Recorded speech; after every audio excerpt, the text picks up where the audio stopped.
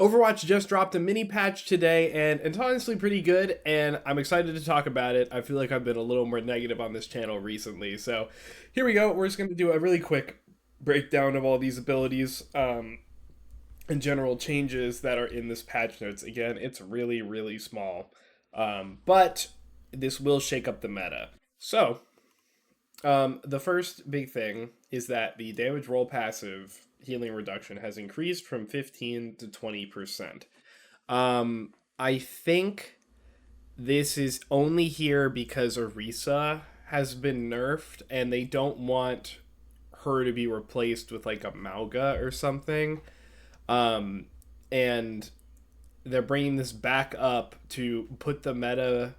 To me, this screams that it's going to put the meta back where it was before Orisa and the mid-season patch. So Winston, Doomfist, but we're still on like Tracer Soj, Kiri Lucio. I think that's fine. I think that meta is fun and good, and the characters in it are very skilled and very fun to watch and play. A lot of depth to all of them, a lot of skill. So I am perfectly fine with like these hard dive metas like this. Um, if we can get some variety, I think that'd be great. Don't forget there were a couple characters that were buffed in the season 10 patch, specifically some tanks. So don't be surprised if Junker Queen finds her way in, if Sigma finds his way in. Not even just because of the patch notes, just because they're typically good characters. And may have some good maps for them. So there's not really too much to say there, except like a lot of this is going to bring us back to where we were. Orisa. So Orisa is gone, right? So why, right? Fortify her damage, or sorry, the duration of Fortify has been reduced by a second. So 4.5 to 3.5. This just means she can't stay up longer. It reduces her uptime, and I think this 1 second off is really a significant reduction to her uptime. Because remember that Ori was still sitting there shooting and doing damage and basically ignoring any sight lines, or not ignoring sight lines. Basically, just like yeah, I mean, like kind of just like if she can walk more and do more while in Fortify, and when it lasts less time, that means she's gonna have to leave and start going back to cover earlier, again affecting how long she can stay up. And make that or like combine that with her moving slower now while she's fortified, then it's going to be a lot harder for her to chase things and work in a brawl, like a real brawl. And it's also going to be harder for her to get back and escape when her fortify is going down. So honestly, these are pretty good changes. The javelin spin change, I understand. I never thought javelin spin was a super good ability, but the way that her cooldown cycle, javelin spin is also part of the problem of why she is so good. So giving it 2 seconds extra means she can't be in the fight much longer, and like basically her uptime per fight is going down by like 3 seconds every time she gets her rotation. So like per cycle, it's going down by 3 seconds. That's a lot. Like unironically, this is a lot of time for her to be out of the fight because she takes a lot of damage when she does not have her abilities because her head is so big and her body is so big. Um, I don't know what's the plan if they want Orisa to be usable at all. Um, if that's the case, they do want her to be usable. I would say I don't know, give her like 50 health, not even armor, just give her like 50 health. It's not going to do much, but you know, since her uptime is so much lower, then it may be a little band-aid on it. But, I think most people are probably pretty happy to hear that Orisa is like unusable. So, pretty good. I definitely agree. Seeing Ori all the time is just really mind numbing, especially in mirrors, I like Ori. I think she can be fun, but it's Fortify that's just the problem that makes her, like, it basically just makes her kit fall flat on its face. Um, so, yeah. The other changes, I'm not particularly a fan of these at like first glance, but I can rationalize why they're here, and it's probably a good move, but there's gonna need to be some tweaking here. So basically, Venture got nerfed all across the board here. The maximum explosion damage was decreased from 45 to 40 on their gun, and Drill Dash, the initial impact damage decreased from 40 to 30. So basically, all of their burst is gone. And what this actually means is that all of their one-shot combos are gone, except on Tracer. So Venture can no longer, like, basically their burst is just way worse. And to me, with them not being able to do that and them losing so much damage, it really just begs the question, why even play them over other flankers that are more consistent about what their game plan is? Because I think Venture's high burst is like what their threat is, that kill threat of potentially having, all the abilities up, and then, forcing them out, making it so that they don't have the kill threat anymore, that they had to leave. Or just once they messed it up or they didn't get all of it, then you can keep going. However, getting one shot in any form or fashion is annoying, especially if it's a character that's like a hard flanker like Venture is. So I can definitely see why they were nerfed, just preemptively, just make sure that alleviate some of the frustration this character can bring. But they're really bad. This is going to make them really, really bad. So I'm not a really big fan of this. I hope in the mid-season patch they will give them something else. Maybe some damage on Burrow. Maybe, I don't know. I can't really think of anything like off the top of my head right now, but it's just something else to make them a little more viable. Maybe some help getting into fights. I think that could go a long way.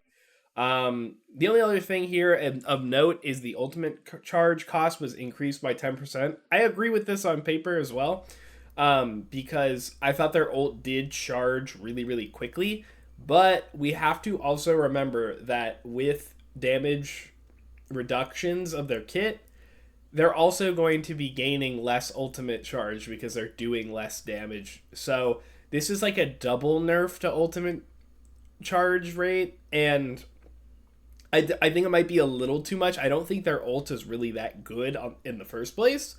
So I definitely just think that they probably shouldn't have added this right away and just see how much the ult charge rate changed with these numbers. Because, I mean, like, it's on their primary fire, which is where you're doing most of your damage consistently, or part of the damage change is, and it's like more than 10% of their damage lost.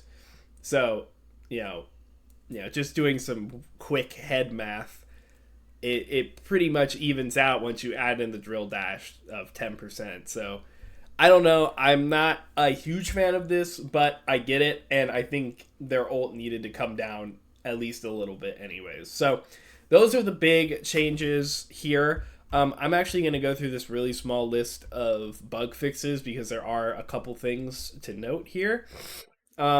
Names will no longer be revealed when blocking someone with streamer mode enabled. Basically, when you go to block somebody, apparently you could see who they were, if they had the streamer mode, which completely negates the whole idea of trying to hide their identity. So they were able to fix that. All good to go. Yeah, good for them. Fixed a bug that allowed non-leader players to select the requeue button. I don't think I've ever seen this, but that's really funny. And then, of course, this is the big one that you might have seen this on Twitter already. Fixed a lighting issue that caused several sprays to look oversaturated. I don't know why they call this a lighting issue, but basically some of the sprays with some of the characters of color, their skin was pretty light compared to what it was probably supposed to be. And rightfully so, people were pretty angry with that. I actually just assumed that this could not be changed in like like a mini patch like this, like a hot fix basically, I would have assumed that this kind of update would need to change the assets in the game. You know, like actually have a full update where you have to like update the game client, not just the game changing. Um, because and the reason why it took so long is that consoles require a week before every update to check to make sure it's not going to break anything. So that I assumed that that's why it took so long to fix these. If they say it's just a lighting issue, that's something they can just change. I don't know if that's true. That might just be covering their behinds, but they are fixed now. They heard the complaints. Good for them. Good on them. So, also another thing I saw, I think people assumed that when Hanaoka was in the map rotation that they removed Hanamura for whatever reason. Hanamura did leave for the last 2 weeks, but apparently there was just some kind of lighting issue. Again, another lighting issue. Some kind of lighting issue that made Hanamura unplayable, I guess. So it is now available to play again. Do not fear, they did not remove Hanamura from, customs or all of that. It's not like Hanamura is being erased and being replaced. Looks like there was just an issue with the map. Don't worry. And then these other hero fixes, I'll read them really quick just since there's two of them. Fixed a bug that caused some pings for D.Va to enter several zeros into chat. I'd never seen that before, but it's kind of funny. Fixed an issue with Drill Dash that could occur when interacting with Doomfist's Rocket Punch or Orisa's Energy Javelin, sending Venture flying back at a great speed. I wonder if just some weird vectors got mixed up in the what's it called, the interaction of those abilities, and Venture just flew the wrong way. But yeah, that's it. I think this is a pretty good patch. Just for like a quick, 2 weeks after, just kind of change, some pain points. These changes should have definitely been in the patch 2 weeks ago, but better late than never. So I'm pretty happy. I can't wait to go play Winston again and hopefully be able to play tank. That's a little more engaging. Again, I do like Orisa, but she's got some issues to her. All right, real quick. After I filmed that, this was actually updated on the Blizzard blog forums. This is actually something about an update for unranked lever penalties. For whatever reason, it wasn't in the patch notes. But basically here, if you are in an unranked game mode like quick play and you lose it, or you leave it rather, they're actually bringing down some of those punishments for leaving. So if you leave 2 or 3 of the last 20 games, you get a 2-minute suspension down from 5. If you leave 4 or 5 of the last 20, you get a 10-minute suspension down from 20. If you leave 6 to 9 of the last 20, you get a 2-hour suspension down from 4. And then apparently leaving 10 or more of the last 20, so 50%, will still result in 48-hour suspension. So this is definitely, I agree with this, that I think unranked punishments were a little too harsh. This definitely is going to alleviate that a little bit, but I don't know, like what even does a 2-minute suspension even do, right? It's just kind of like a slap on the wrist. So definitely good. We'll see if people are still mad about this in the coming days, but a good little change here that isn't getting that much attention. Also, I will say, actually, also after I filmed this, I opened up Overwatch and it did have to actually update. So when I was talking about the sprays, about why they couldn't just put them through, it actually was because the game needed to fully update. So that means they have to wait the week-long approval cycle to get them on PlayStation and the consoles and whatnot. So that actually turns out it probably was as soon as Blizzard could. That is when they got those sprays changed in the game. So good on Blizzard. I don't think they really talked about it that much, but I believe that this is the fastest they could have gotten those sprays in the game. So 2 pretty good changes that I realized after I filmed that thing. So thank you. So that's it for the patch rundown. If you guys like this, please let me know. Do all that good YouTube like, comment, subscribe stuff. I did this live at twitch.tv/LaneHemingway. if you want to come discuss it live with me. I always do a discussion every time I go live. But other than that, all my socials are down below. And if you liked the video, thank you so much and have a good day.